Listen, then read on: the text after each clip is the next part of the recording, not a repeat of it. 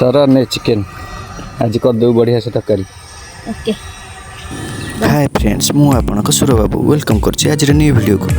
आज थिला बुधवार से सकाळु मार्केट रु नै आस्थिले चिकेन सर को दे देथिले मुझे सर बढ़िया से बनैबा चिकेन तरकारी जेमती हाथ चाटिकी मु खाई।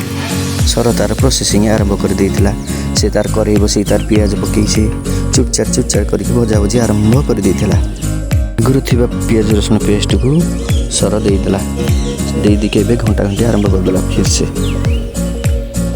पियाज रंग ए बाहरी पड़ा एवं आसीगला मसला दबा बारी एवं तार से चिली पाउडर चिकेन पाउडर जीरा गुंड धनिया गुंड हल्दी गुंड चिकेन मसला मटन मसला सब पकईकी से घंटा घंटे फिर से आरंभ कर देथिला। एबे देखि पारुथे मसलार रंग केते लाल हो गलानी पूरा एबे तैयार हो गलानी चिकेन पकिया बारी एबे आसीगलानी। ये कौन बा चटू मत देखु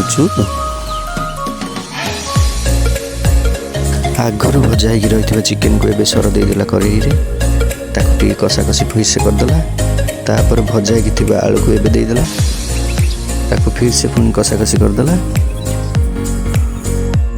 एबे चिकेन करी आमर पूरा रेडी एबे पतर रे आमर परसा हो चिकेन को उषना भात ता संग पियाज चिकेन टी भल टेस्ट लगुच सर रांधि बढ़िया स्वाद जल्दी वीडियो भल लगी लाइक शेयर सब्सक्राइब कर दे सुर बाबू।